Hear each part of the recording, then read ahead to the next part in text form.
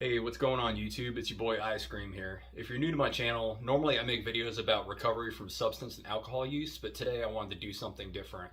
Last year, around November or December, I started realizing I had some symptoms going on in my testicles and I got diagnosed with testicular cancer. So I wanted to talk about everything that happened from when I got diagnosed to where I am today. So last year, around November or December, I started noticing some swelling in my left testicle and it kind of weirded me out a little bit.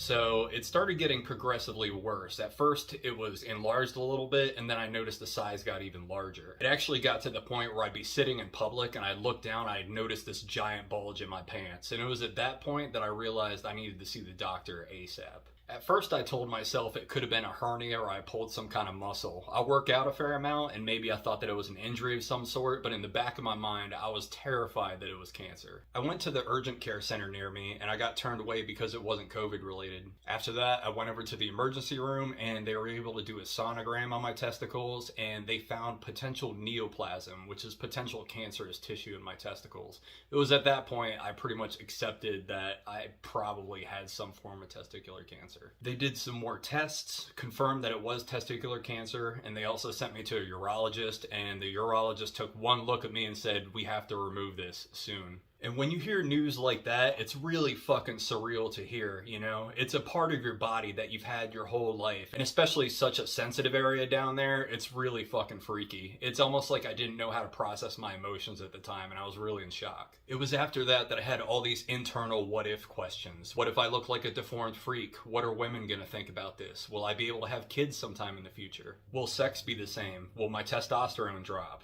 There's just so many what-if questions that are just floating around in your head at the time. So the urologist actually scheduled my surgery for the next day at 6 a.m. Now, in my other videos, I talk about my recovery. I don't drink alcohol, I don't use drugs, I don't take opiates and things like that. So before going into the surgery, I knew they were going to try to prescribe me opiates. So I denied them and said that I didn't want opiates at the time, because I knew they were going to try to give me some take-home Percocet or Vicodin or something like that. And I was scared that I was going to get addicted again. So in my recovery, I just took a whole bunch of Motrin, took a bunch of time off of work, and just took it easy.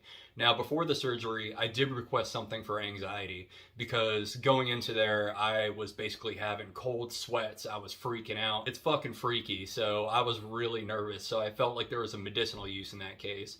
And also during my substance use, I wasn't a big fan of benzos like Xanax and Valium and stuff like that. It never did anything for me. So I felt that there was a medicinal use in this case, and I was fine taking it. After the surgery, I was in a ton of pain. Now, if you don't have a problem with opiates, then maybe you should take them for recovering, because it really sucks coming home from that.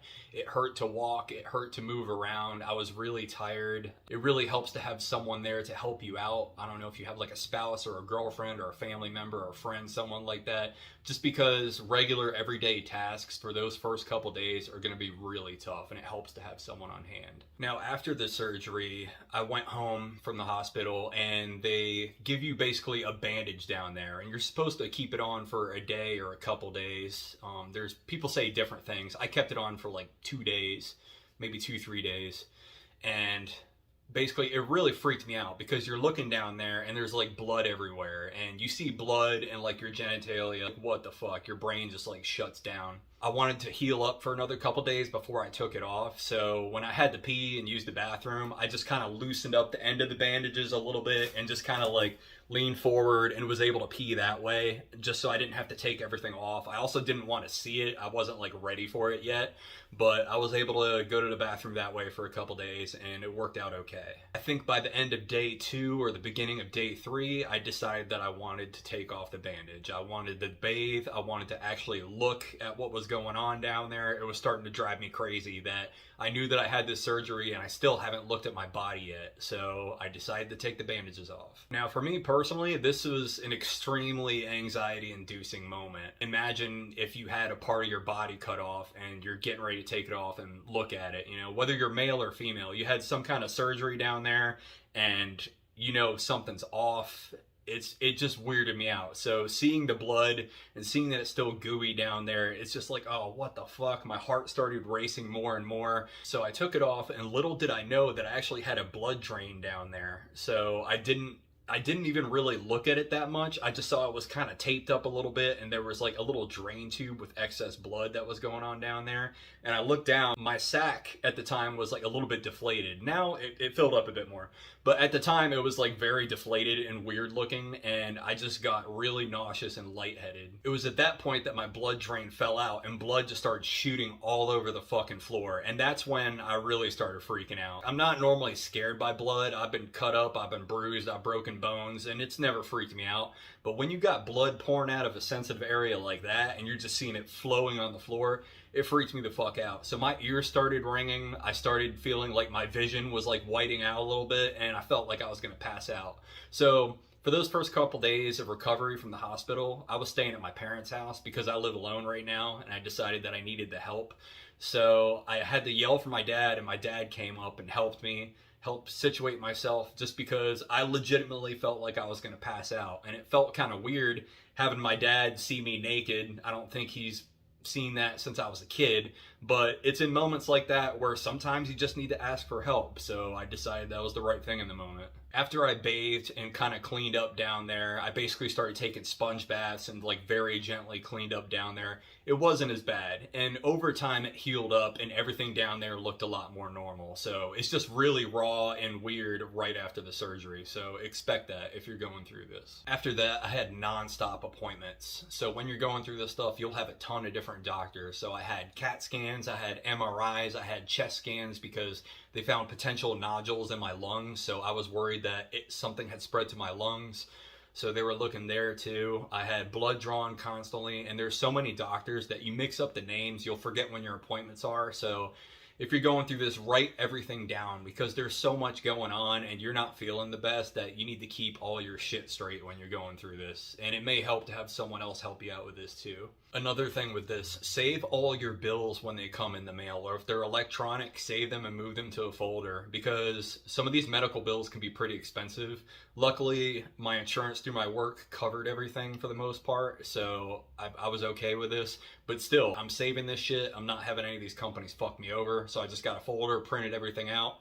The day that it was paid, I wrote paid with the date on there, so anytime I got some other bill in the future and I already paid it, I had documented evidence that I was good to go. So keep all your bills. I also got to say shout out to all the good nurses out there. 90% of them were really good, really awesome, and they put me at ease and helped me out a lot. There were a couple that were kind of shitty and kind of acting like a dickhead a little bit. And I mean, I know it's a tough, stressful job, especially during these times, so I didn't take it personally and I didn't give any shit about it. But the ones that were very kind to me and put me at ease, like, that made all the difference in the world. When you're going through this shit and someone shows empathy towards you and they're being real with you, you appreciate that shit, because this stuff isn't easy. Like, you're going through it alone, and no matter who's in your corner, you're going through this shit alone, and it sucks. So when someone is just being kind and genuine to you, that makes all the difference in the world. So shout out to all the cool nurses out there. It helps to try to maintain a positive attitude throughout this, because the depression, anxiety, and worry can be pretty overwhelming. Most of the time I was pretty good. I looked out for myself, but every once in a while, I'm not really a big crier nowadays, especially now that I'm sober. There was a couple times where I'd just be like sitting there on the couch and you just start worrying. Is it going to get worse? Am I going to die in less than a year? And you'll just break down and cry and just stressing out about the situation. It can be a lot to deal with, especially if you have a higher stage form of cancer. I'm lucky I only had stage 1B, so it could have been a lot worse. But still, when you're going through it, even at 1B, it's a lot to deal with psychologically. So take care of yourself and look out for yourself. If you're going through this, try to take some time off of work, take it easy, get some good comfort food, do some things that make you happy. That's super important. Oddly enough, in my recovery from the surgery and through going through treatment, I actually really got into Jim Varney movies. You remember like that Ernest dude from the 80s and 90s, like Ernest Goes to Camp and Ernest Goes to Jail? I haven't seen his movies since I was a kid, but for some reason, I saw someone post a clip from one of the movies, and I got hardcore into them. And they're stupid and goofy, but it made me happy and it cracked me up. You know, when I was stressing out and going through all this shit, you gotta find something that brings you happiness and makes you feel okay. No matter what's going on in your life, like, things can be okay if you just change your perspective a little bit. And then I even got a book about Jim Varney, and I read all about him. It was by his nephew. It's called The Importance of Being Earnest. And it was really interesting. He actually had cancer himself, and his whole life story was really interesting. So I started getting hardcore into that rabbit hole and reading a lot of other books that interested me. It just got me out of my worrying mind state. So I just knew if I kept chugging along and kept a positive attitude, I would get through this and I would be okay. When they mentioned chemotherapy to me, they said it would probably be a good idea to get preventative chemo. Everything was looking pretty good to me, but they were kind of suggesting that I should get it. So I decided, fuck it, I'm gonna get it. You know, I already had the surgery. I already feel like shit. I'm already going through all this. Like, might as well add some chemo on top of it. And when I did, I'm lucky that I got carboplatin chemo, which is actually the form of chemo that affects hair loss the least.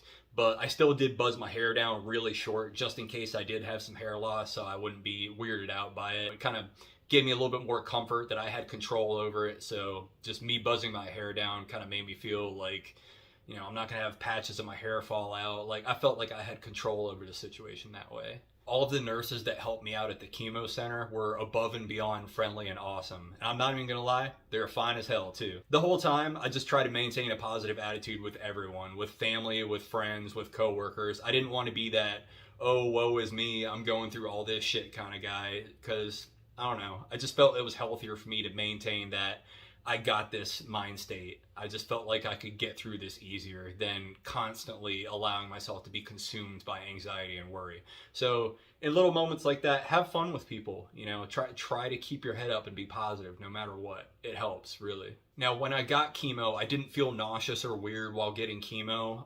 You're just basically sitting there for hours and it's quiet and you're hearing this beeping and it's a little surreal. You know, a lot of other people that have been through it, and then when you're going through it yourself, you're like, this is fucking weird. I never thought that I'd see myself here in this situation so young going through this, but here I am.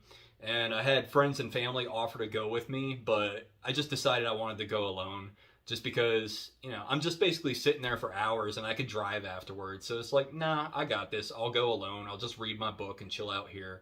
And it was okay. And the nausea wasn't bad until I got home later. So I did feel nauseous after that, and my lack of appetite was astounding. I normally can eat a lot of food, but I felt like I didn't eat anything until 9 or 10 o'clock at night, like all day at one point, and that's really weird for me. Now, word of advice to people that are not in recovery and that are okay in using cannabis. Now, in situations like this, if you're taking a more aggressive form of chemo, then perhaps cannabis, medical marijuana would be an option for you, because supposedly it actually helps with the nausea and it helps with your reduced appetite and it might help you sleep. So if you're getting a more extreme form of chemo than I did, that might be an option that would be good for you. After a series of appointments and a lot more pokes and pricks and blood drawn and all that, my numbers actually went back to normal and everything seems to be okay nowadays. I still get blood tests and I still get CT scans every 3 months just to make sure everything's Gucci. It kind of sucks that I still have to go to appointments every now and then, but hey, it's your health. You want to make sure that everything's on the up and up, so I don't mind going when I need to. Now, if you're going through this as a guy and if you're getting the surgery, you're going to be wondering if your dick is going to still work. And I'm just going to be straight up with you. That was one of my greatest fears, and it seems to be very common in support groups online. Like, a lot of guys who are getting ready to go through the surgery are really worried about that. Now, some people have sexy time or take care of business a day or two after surgery, but I decided to wait like 6 or 7 days. I wanted to make sure that I was fully healed, because a lot of people who say that they take care of business too early, they say that they have pretty painful orgasms. So I would suggest give it a couple days, give it 5, 6, 7 days, and you'll be okay. Just let yourself heal up for a couple days and then try it out, and then just go slow and you'll be okay. As for the prosthetic testicle being added down there, I decided not to go that route. Now, if I had lost both testicles, maybe I would be interested in getting that, but I decided not to. Some people are happy with getting them, and some people report that they're kind of painful or uncomfortable and that it's not good for them. Also, it's not covered by a lot of people's insurance because I think it's like an elective surgery, I'm pretty sure. So I decided not to go that route, and I'm just fine rocking it the way it is. Now, I'm not a big hookup guy nowadays. I'm much more of a relationship guy, and I only hook up once in a blue moon just because I'm not a fuckboy nowadays. But the women that I have talked to you about this, they said that they don't really care about it. They're looking for your dick. They're not looking for your balls. So if you only have one down there, it's not a big deal. Now, if you're getting ready to go on a date with someone, I would bring it up to them. You don't want to hop in bed and have them not know about it. So, you know, talk about your cancer and recovery and say that it's testicular cancer and just be open about it with people. It's easy to worry about all that kind of shit, but just own it. It's all good, dude. Another concern that I had, I was worried about a drop in sex drive or testosterone, and for me personally, I've had no issues with either of those. I'm still horny as fuck all the fucking time. Nothing has changed. And my testosterone levels, I've never gotten tested, but I don't feel that they drop. I still do like boxing type workouts. I hit the gym. I'm savage when it comes to like hiking and eating food. I feel like that masculine testosterone energy within me. So I don't feel that lethargic kind of feeling ever. So I don't feel like there's any kind of issues in that department. But if you do notice issues, you can talk to your doctor and get on testosterone replacement therapy, and that can help you out in that department. So don't worry about that shit. If you do experience drops in your levels, you can get help for that. And if you're watching this and you're going through this yourself right now, just try not to be overwhelmed, because there's a very good chance that you'll be okay. I know when I got my diagnosis, I was very grateful that it wasn't worse. It could have been a higher stage. It could have been pancreatic cancer. It could have been some other form of cancer that's way worse. For the most part, testicular cancer is very treatable, not for everybody, but for the vast majority of people. So chances are you'll be okay. Just stay on top of it, follow the doctor's instructions, and take care of yourself.